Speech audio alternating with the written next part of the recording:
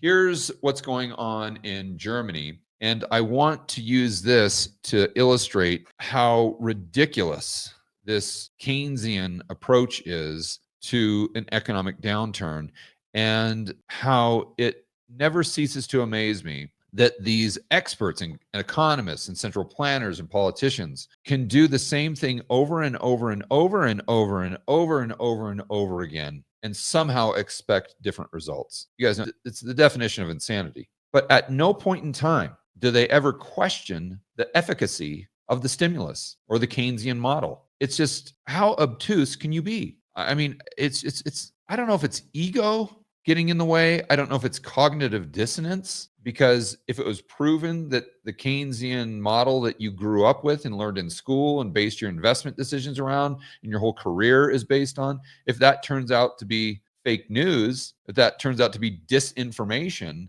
then it's like, for a lot of these professionals and career economists and experts and analysts, I mean, it really, where do you go with that? It's almost like, being a Christian or in whatever religion and learning, you having something comes out and say, your higher power doesn't exist. What do you do with that? That's pretty overwhelming. And that comes from a Christian. I haven't come to that conclusion, of course, because I'm still a Christian, but it gets to the point where you've built your whole life around something being true, and therefore it makes it impossible for you to question it, even if all the evidence suggests you're completely wrong. Germany's fiscal U-turn could be a game changer for the country's sluggish economy, according to analysts. A game changer? I just want to ask these people, when has fiscal stimulus actually been a game changer? Like Japan? I mean, what QE are they on right now? They're on QE, 25? Their debt to GDP is 230%. Look at China. I mean, they have this economic collapse over there, and they came out with the stimulus bazooka, the fiscal stimulus. What was that? Like 6 months ago? And then they come out with another stimulus, another stimulus, another stimulus. And then the market's like, oh, well, we kind of like this stimulus, but we don't like this stimulus, as if it's just the stimulus package itself. And again, there's such a lack of self-awareness to the point where, oh, well, I know why the stimulus didn't work. They didn't do this little tweak over here, or they didn't do that little tweak over there, or they just needed to add an extra $5 billion over here, as opposed to just sitting back and looking at the history of quote unquote stimulus that is never, ever, ever, ever, ever stimulative, and saying, you know what, maybe we got it wrong. Maybe we're looking at this. Maybe our model is insufficient. Maybe our model is just completely the opposite of what it should be. But of course, that brings in the cognitive dissonance again. Germany's prospective fiscal U-turn could prove transformational. And another thing, too, that's amazing to me is they never just stop and say, well, how is this money going to be spent? Let's just assume for a moment it was true that there is a multiplier on government spending. Okay, well, it's completely unrealistic to say that just whatever the government spends on, that's going to be a net benefit to the economy. I mean, what if they're just spending money on digging holes and filling them back in with dirt? Like, you're telling me that's going to have some sort of multiplier effect? Of course not. So it always amazes me that, we're going to do the fiscal bazooka. Okay, great. But what are you actually going to do that's going to have a multiplier? And they never get into the details. I mean, what if they just do this fiscal bazooka by sending $1 trillion over to Zelensky? I mean, how is that going to help? I'm not saying that they would, but how is that going to help the economy? And also, one of the first things that kind of dawned on me, one of the first questions I asked when I really started to get into this economic stuff, and this would have been, 2014, let's say. I retired in 2012 and I started to get into it, but I really, really got into it in 2013, 14. And one of the first questions that I had when I was going through kind of the Austrian view and the Keynesian view, with the Keynesian view, I always thought to myself, okay, I get the infrastructure spending argument, but what if you already have the infrastructure? And back then, I think it was, Paul Krugman coming out and saying that we need to get inflation up to 2%. And in order to do that, we just need more government spending on infrastructure. I think that's what all the Democrats were talking about. And I'm like, what infrastructure does the United States not have right now that if you implemented it you would just transform the economy, right? And now I get it. There's a lot of infrastructure that needs to be fixed, but that's not what I'm talking about.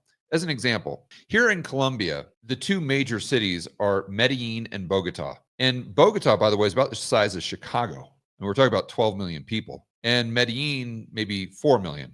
So we're talking about Phoenix and Chicago. And as the crow flies, I don't know exactly, but just for the sake of the example, as the crow flies, they're only like, I don't know, maybe 100 miles away, something like that. Now, you would expect as an American that if you were to drive from, that 100 miles transporting goods in like a semi truck, that it would take you, 100 miles. So call it 60 miles an hour.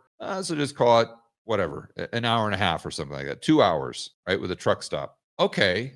Well, try 10 to 12 hours. Why? Because there isn't a highway. It's all these crazy mountain roads that are one lane. And you're having, some of the times you're going through mud slides and all this craziness. And therefore, it's like, okay, think about what that does to GDP and think about how much of a burden that is on the ability to efficiently transport goods back and forth just between these two cities, right?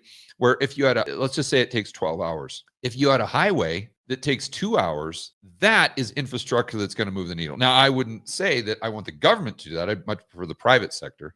But yeah, absolutely. That's going to have a multiplier. But if you've got, if you're just painting the stripes on I-10, you already got the road, right? Now, it could need some servicing.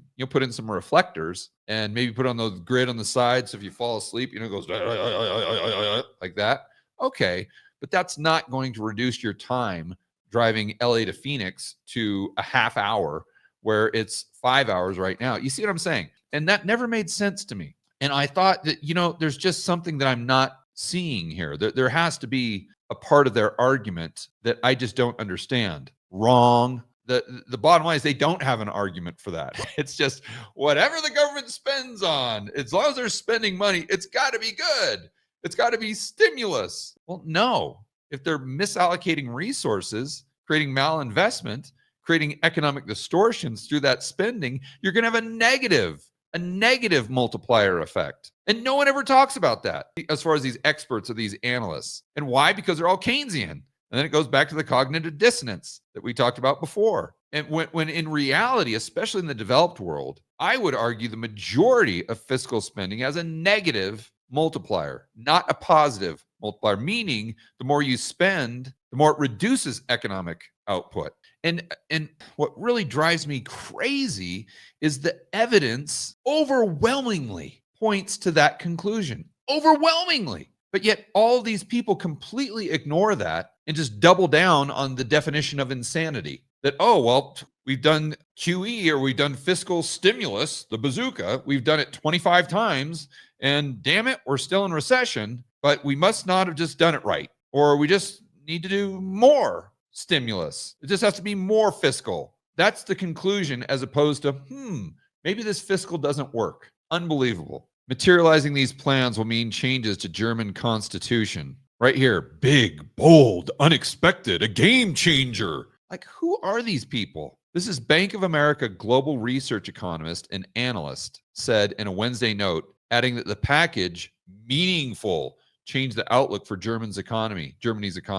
For a couple years now, Germany's economy has been sluggish, teetering on the edge of technical recession, defined as 2 consecutive quarters of gross GDP declines. The national GDP has been alternating between expansion and contraction in each quarter throughout 2023. What's also just unbelievable to me is they look at a technical recession and they never, ever, ever think to themselves, maybe it's the private sector that can get us out of the recession. Maybe we just reduce the regulations and the rules and the epic amount of bureaucracy in Germany and the Eurozone. Maybe if we it's like you've got this guy trying to run and he's got a ball and chain around his ankle and he's running pretty slowly. And the government, these politicians and experts and analysts never, ever, ever ask the question, I wonder what would happen if we took off that ball and chain. I wonder if he would run faster.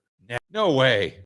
We got to put more wind at his back. We've got to somehow artificially, we can't take off the ball and chain. I mean, that can't make him run faster. Absolutely not. It's got to be something else, right? It's got to be more central planning. Isn't that, and that's, I mean, I'm going off on a rant here, but this is, I think, completely justified. Look, the reason you're in a recession, you frickin' idiots, is because of central planning. Let's not forget that you likely wouldn't be in this bad of shape if you didn't take away all the nuclear power, if you didn't take away the energy, if you didn't say, hey, I know, let's just put up these solar panels in a place that's never sunny. Hey, I know, let's just put up these windmills and try to get rid of all the bad, evil fossil fuels. Okay, so that's central planning. That's idiotic authoritarians and the Malthusian cult completely destroying the basis of any civilization or economy, which is energy. And then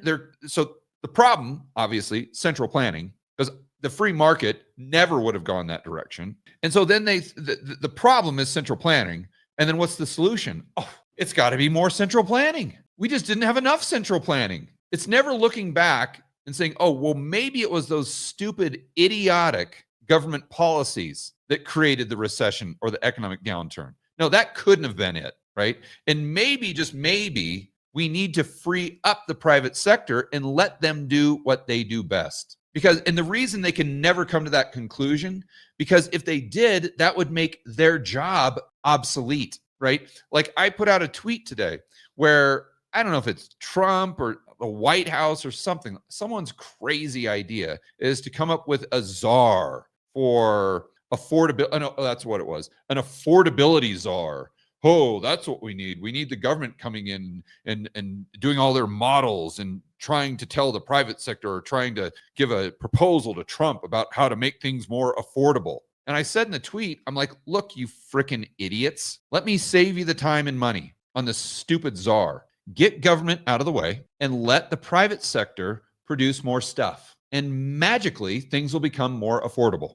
We don't need a czar. We don't need bigger government. We don't need a wing of government, another program or whatever. It's simple, straightforward. A third grader could tell you how to make things more affordable.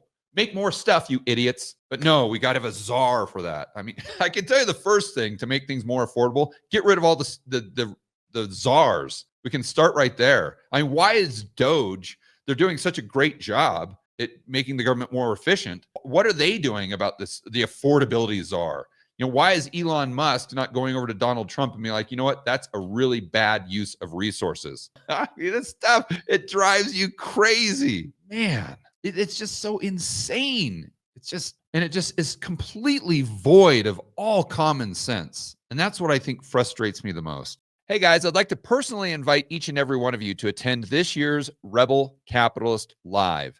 This is the incredible conference I put on annually that helps you build a bulletproof portfolio.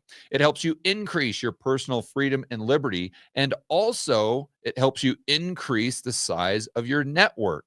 In other words, you get to meet a lot of like-minded individuals, fellow Rebel Capitalists. It's in Orlando, May 23rd through the 25th. Past speakers have included people like Robert Kiyosaki, Ron Paul, Peter Schiff, Mike Maloney, Lynn Alden, just to name a few. So to get your tickets ASAP and to find out who is speaking at this year's Rebel Capitalist Live, you can check it out at rebelcapitalistlive.com.